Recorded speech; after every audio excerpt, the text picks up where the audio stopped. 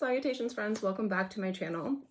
Today's video I'm going to respond to comments, questions, continue conversations. I haven't done a video in a little over a week, but I am planning on doing 2 to 3 videos a week starting today. So I'll have this video up and then later this week I'll have an actual fragrance review up. And then next week I will have 3 videos up. But I figured since I haven't been posting very regularly, but I do get a lot of comments on my videos, which I find to be super awesome, I would sit down and I would spend some time talking and responding to some past comments. So let's do that. So the first comment is from my, when I was ranking my entire Le Labo collection, and this is something that I'm very open about and talk about all the time, and I did do a previous video about this, but I will kind of update you guys. This is from Sewn Bone, I believe that's a comment. And they asked, make a video on how much money worth of perfumes you own. I guess it would be several thousands, if not millions. So I will say that the last time I did a fragrance collection video room tour is when I had just kind of broke 1,000 bottles. I haven't really purchased much more. I think I have just under 1,100 or 1,200 bottles currently. I could be wrong. I have to redo the entire inventory because I've been kind of slacking on it.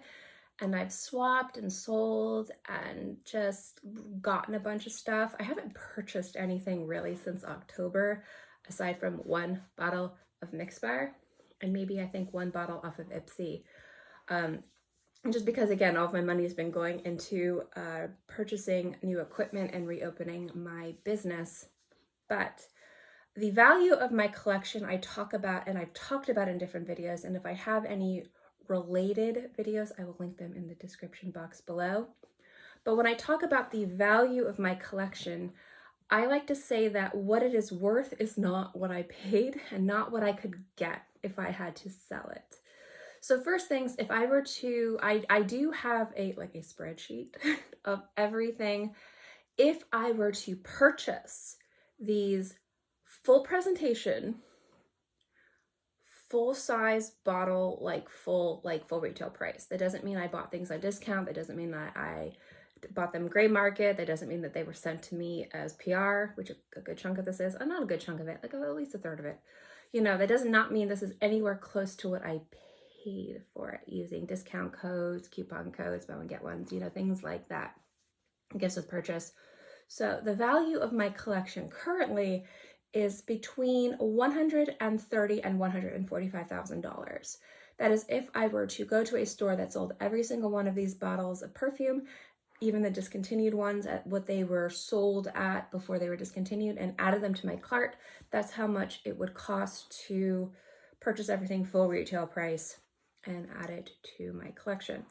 Now, if you think I paid anywhere near that, no, absolutely not.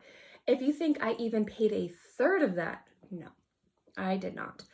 I probably have paid close to $30,000 to $40,000 for these, but do understand I have been collecting for 20 years.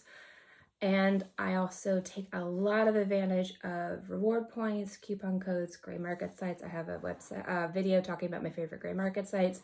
Please understand that a lot of other people don't have the same positive experience with the sites that I do. So do your research. Don't trust some random person on the internet saying, trust me, these places are great. Just because I've had positive experiences with the sites doesn't mean other people have. So do your due diligence. But ultimately, just because that is what it is valued at, and not because it would be valued at that, does not mean that is what I paid. And if I had to liquidate this, I'd probably get more money if I sold decants than if I just sold the collection as is. If I sold this collection and I was like, I need to sell this because I need cash money in my account right now, I'd be lucky if I could get $10,000 for it. Honestly, that is I would not be able to make any money from this. No. And that is fine, because if I do need a little bit of money for something and I don't want to dip into my savings, I'll sell a bottle or 2 here or a few decants and then I'll repurchase it. It's fine. I've kind of talked about that before. But this is an investment in my happiness, not an investment in my bank account. Quite the opposite. But yeah, my collection has a variety of different worths or values. Price to purchase full, again, let's just say it's $140 currently. That's probably closer to what it is. Did not pay near that, anywhere close to that. This is something that I haven't kind of talked about. This is on my ranking my entire zoologist fragrance collection. This is from Daniel Sparks. And they say, we would love an updated ranking if you have added any new ones to the collection. I have not. And I need to like sit down and purchase like every bottle but one from the zoologist collection.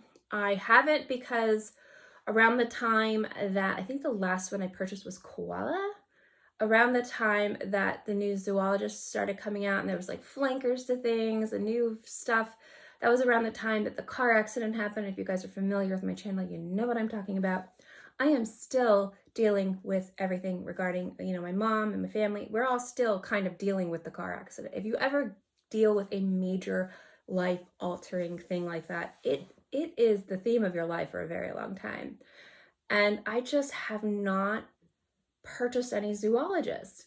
And there are a few other houses that I just haven't purchased. And I'm like, I need to review this. And that's a house like I like to review them as soon as they come out.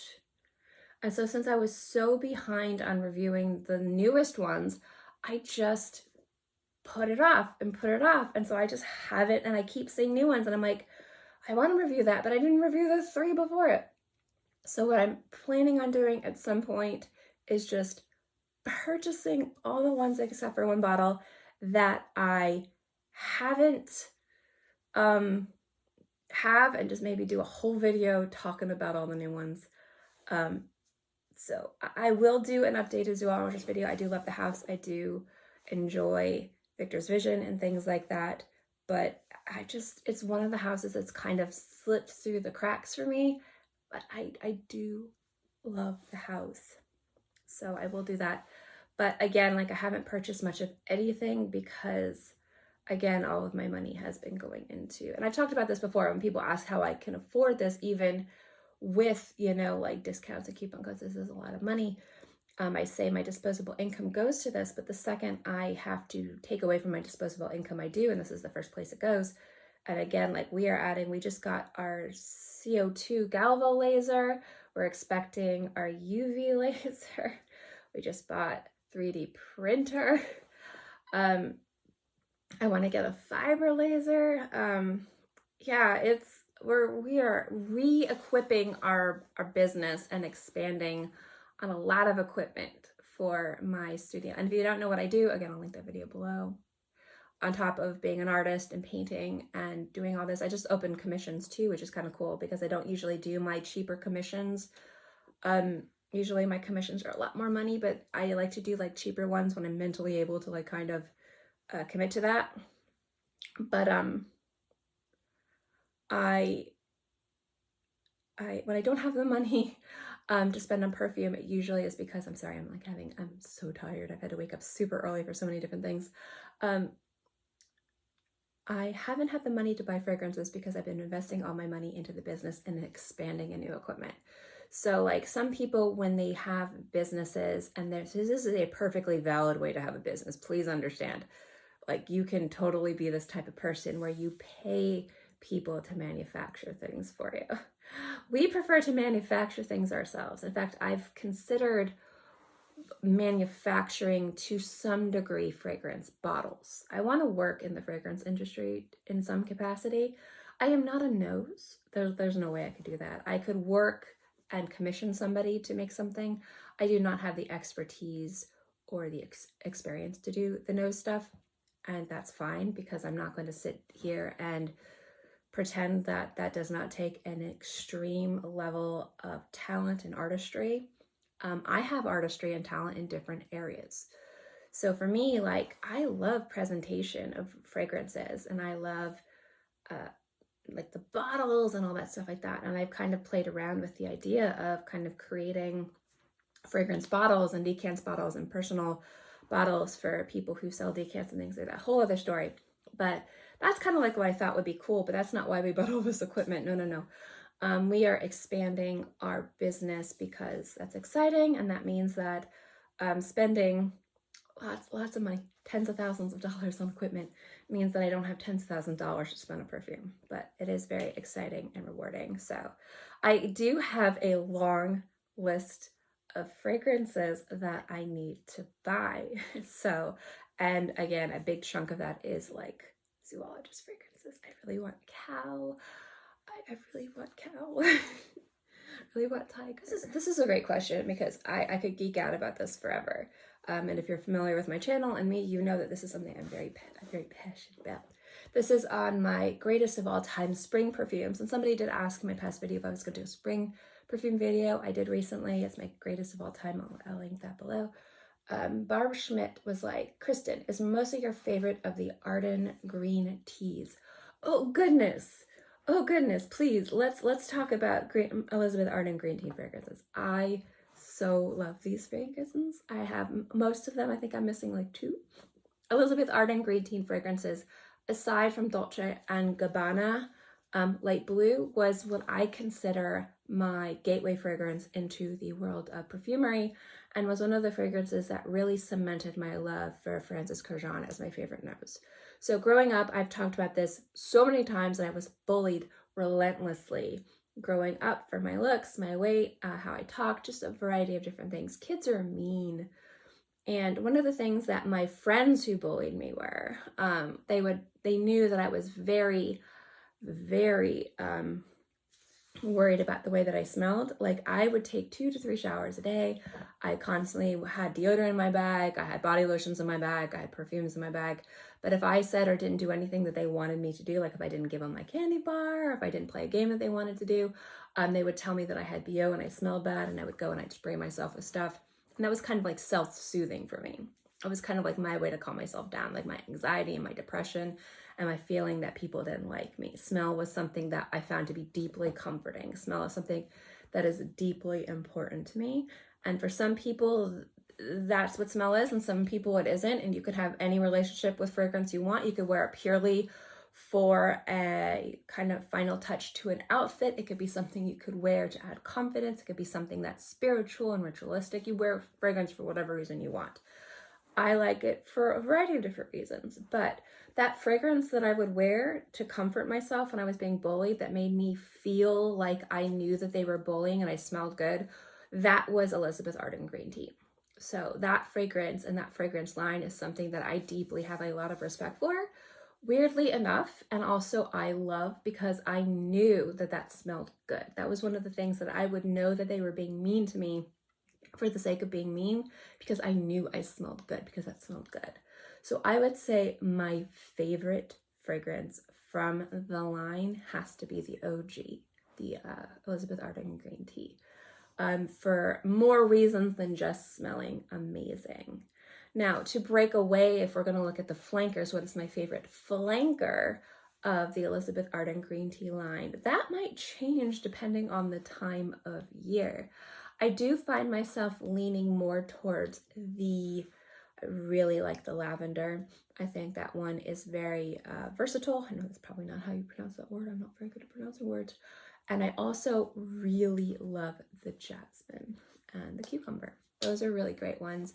But I do also love the honeysuckle and the nectarine. They're all so good. But what I like about the lavender is I get a lot of questions, and a lot of people ask for what is a great floral unisex fragrance. Lavender is one of those florals that smells more aromatic, that works really well and smells very unisex. And obviously you can wear whatever you want, but some people prefer to smell like fragrances that are marketed to women, and some people prefer to smell like fragrances that are marketed to men. And lavender is one of those notes that you find kind of everywhere. And so if you like the idea of smelling floral, but you don't want to smell too fruity or too sweet, the green tea lavender is a fantastic flanker. And so I find I wear that one a lot too. So I'd have to say like my most worn flanker is either like the cucumber or the yuzu, because I wear that to bed all the time. But the lavender I'd have to say is my favorite currently. But my favorite of the green teas is green tea. And I'm just going to kind of give you guys a little TLDR since the last time I did one of these videos, because I'm going to try and not do these videos too much, because I really want to focus on actual fragrance content, because the past, I'd say, few months when I was able to get a video up, I was doing these types of videos, and I just want to create fragrance content for a bit. So I will give you guys a kind of final update to everything that's been going on the current few weeks, and also kind of give you guys a plan of attack for my channel. So first things first, the good and the bad. The good is my mom, if you guys don't know, I was kind of AWOL because she finally got her, I'm not sure if I talked about this in my previous video, she got her final major surgery, which was she had a medically placed hernia. It was basically from here to her belly button, past her belly button, like, you know, pretty big. It was this big. She had that closed, and that was a very insane surgery. She was in the hospital for almost 3 weeks. No major complications, just some issues with waking up from anesthesia. And obviously, like, I was not in the mental capacity to film. And also when I'm in the hospital, I do not wear fragrances, because especially when I'm in the ICU, I know people have issues with fragrances and sensitivity. So even if I'm just running into the ICU, if I am wearing something, I'm either wearing it like way before I go and then I shower, or like right after. And if I'm going to be reviewing a fragrance, I like to wear it for a few days before. So I wasn't able to wear fragrances enough to review. So I wasn't in the right place to be able to properly review fragrances, but also to mentally. So that's one of the reasons why I've been gone. But she's recovered. Everything's doing really, really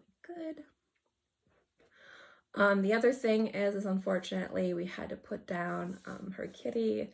So that was really sad. That happened a few weeks ago. She was unable, because of the surgery and her recovery, to go there. So I had to go there. He was like my own kitty, because we've been taking care of him because of everything that's been going on. So that was heartbreaking. And it looks like we might have to put down another cat. My cat, who has, I've talked about her before, she has super advanced like hyperthyroidism. We've been trying a crazy amount of different medications. We're trying one more medication, but the vet's basically just having us try this so that way we can try everything. But she's just not getting better. So we're doing everything in our power to ensure that she is okay, and just doing what we can. So mentally, I've been all over the place. Just like, I'm like, okay, I'm gonna film, and then something hits me like a ton of bricks. I've also been sick. If you guys know, I have a variety of chronic illnesses, but I had this like cough that lasted for 3 months. I had it at the very beginning of the year, and I still have it. And it's just been like, it's made me congested. It's made me kind of hard to smell things. I'm looking at a lot of unopened perfume bottles over here that I need to open and film for you guys. I haven't even been able to open them because I want to do like first impressions of them for you guys. And it's just like, I can't, because like I try to smell things and things are just super congested. That's why I sound even more lovely than I normally do. Hi. So that's been great. So those have been like the negatives. I mean, mom's surgery is a positive, but it's a rough surgery. Abdominal wall reconstruction. It's a rough surgery. So the good is all my business stuff. I'm going to stop talking about that, but like I told you guys before, if I'm passionate about something, you can't get me to shut up about it at all. And so I'm super passionate about my business. I am considering going back to school. I've considered going back to school for a little bit to see if I can get another job. Not because I need money, but more so for fulfillment, and I can work my job in a way where I can work it like 1 or 2 days a week. The rest of the time I do paint. I do, like I said, I do commissions. I make a passive income even without the business that I have. But I feel like I need to be doing something. So I thought about going back to school and maybe seeing about advancing my career, maybe getting like a biology degree and then maybe getting like an MBA in business. I don't know. Figuring out what I want to do. I've briefly considered like going and becoming an anesthesiology assistant, or somehow trying to work in the medical field in some way. That's going to require a lot of schooling and a lot of discipline, so we will see if that's something that I can do. But a lot of things are up in the air, so we will see. But if I do go the anesthesiology assistant route, probably would go for more of a nursing degree rather than a biology degree and then go that route. So yeah, doing that. So that's something cool. Weird thing that happened to me. I can't say that everybody can say this, but found human skull in my attic. I mentioned that on my Facebook and some people were like, what? So I will clarify this here because the people that said what are actually people who watch my channel all the time. So I figured I'd clarify it.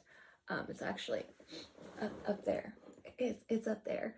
So the people that owned this house before were dentists. I think that they owned or were like, they had like a dental school or something. There's something with this house and dentists because we found a lot of dental tools too. A lot. Oh, a lot. It was kind of creepy actually, but kind of also awesome. If you guys don't know me, I'm really into that kind of weird, creepy stuff. So we were going through the attic because we had to completely add insulation. I know it's not the wrong way to say it. I said installation before and John was like, no. And so we were breaking down boxes that were like empty boxes of old stuff that they left there. And there was one box that was heavy and it was taped up. And I had made this joke before. I make just random comments. I think a lot of people do. I do not think this is normal to me. I think a lot of people make comments. And like, John was like, what do you think's in that box? And I'm like, horrors. Just because it's an attic box. And it was this old camcorder box, you know, like something like you'd find in like a Law and Order SVU. Excuse me, as I get comfy, my joints don't like stay in one spot. Gotta love being a zebra. It's just like an old camcorder box, like something you'd see out of Law and Order SVU. And like I opened it and I look inside and I just start laughing uncontrollably. And John's like, what is wrong with you? And I'm like, I'm right. There's horrors in here.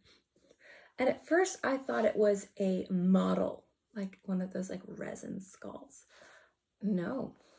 So you can buy skeletons, skulls. You can legally buy them. They have to be medical skulls. This was a medical skull. So it was a dental skull for, you know, oral surgery. And we learned by that through research. Never thought I would be researching a human skull. But based on how it was taken care of and sawed on and put back together, yeah. So I'm not going to show it to you guys, even though I easily could, because I know some people are not into that. But it is a medical skull. I looked into the legality of everything. Can keep it. Gonna keep it because I think it's cool. I also do a lot of art, and a lot of the art I do is kind of, you know, like, kind of like, I'd say the best way to describe it is like dark academia. Like, I know that's not the best way to describe it, but like I do actually use skulls as references in some of my work, and I have done a lot of skull artwork before. People really like to commission me for weird, creepy stuff. So having that to paint as a reference is really fantastic. But never thought I would have that. So yeah, we named it Pat, kind of like the SNL skit, because we don't know anything about it.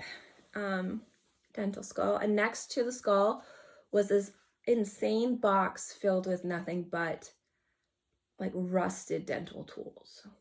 Like when I tell you there's probably like 100 different pieces of rusted dental tools, like this, I don't know. So yeah, that was something weird that happened. What else happened? All the equipment from my business.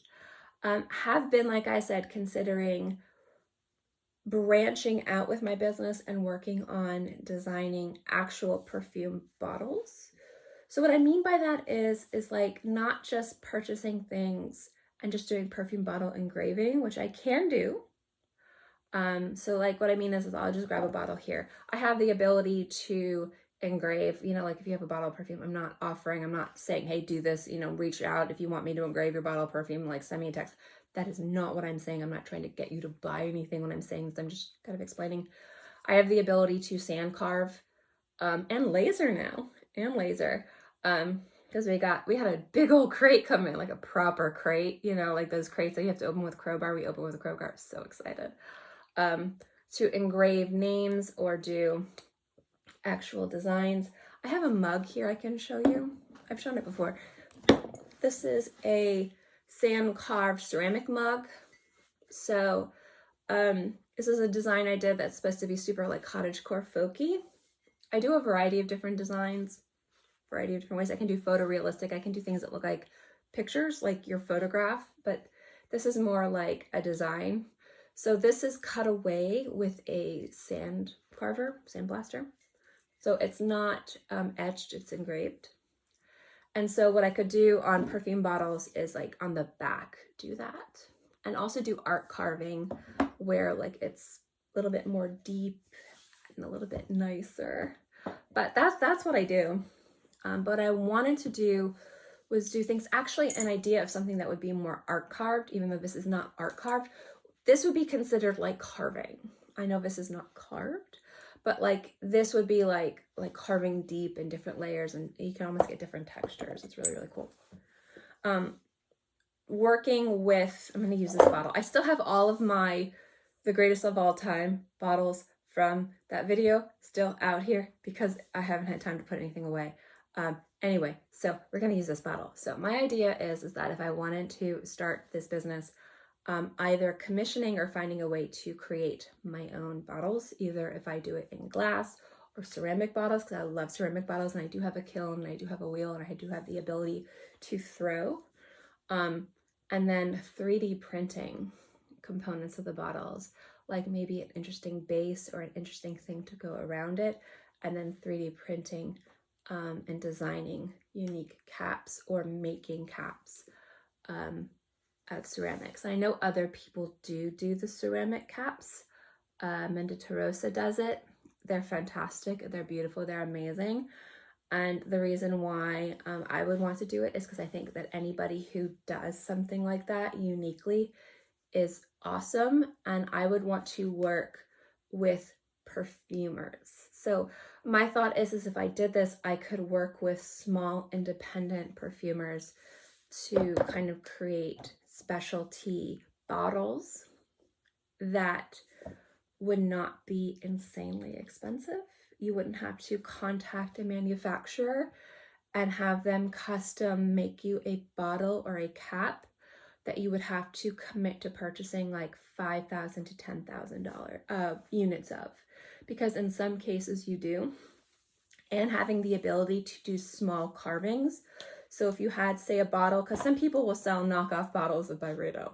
Like by knockoff bottles, I mean the cap on the bottle.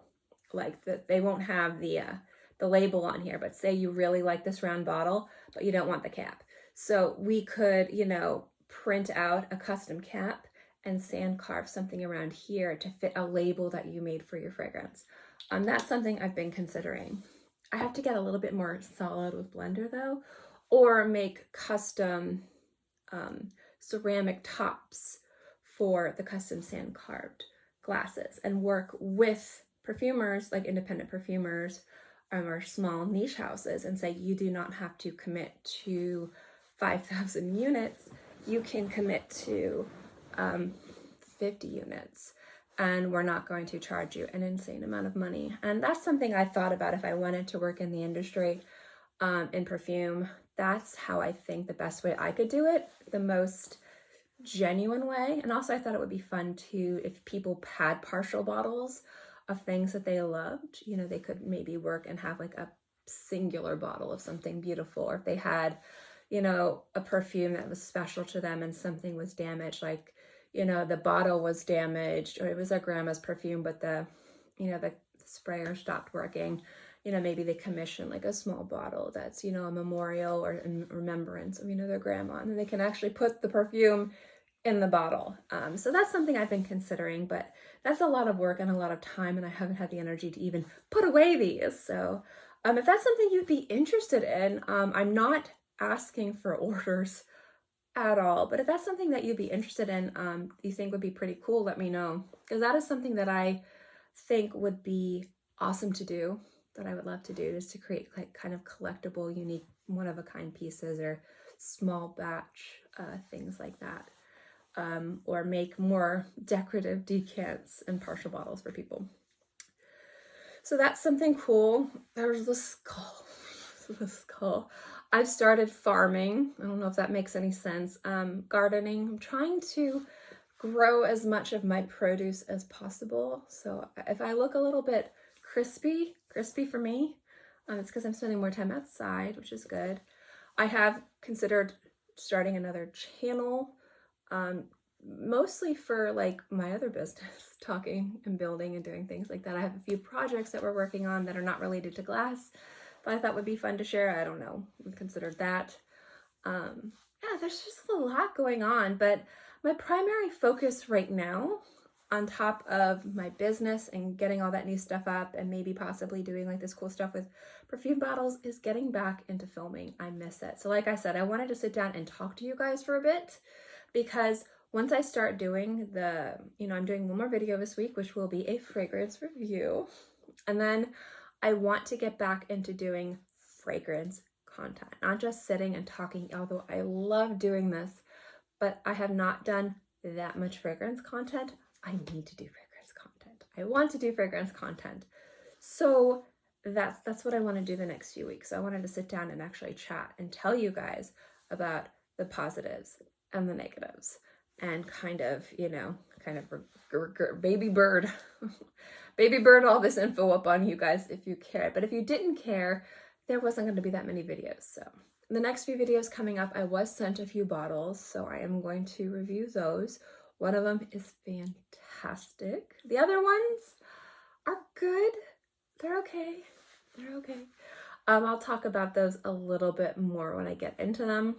And then I'm going to be talking about, I'm going to be updating you guys on my top 10 favorite fragrances, because that's changed since the last time I did that video. So get excited for actual fragrance content, like reviews and lists and all that jazz, because I know you guys like that kind of content. So thank you guys for sitting through this video. Thank you guys for dealing with me. Thank you guys for dealing with my chatty, horrible communication skills. And I hope you guys are all happy and healthy and have a great day, month, year, whatever. And I will see you next time.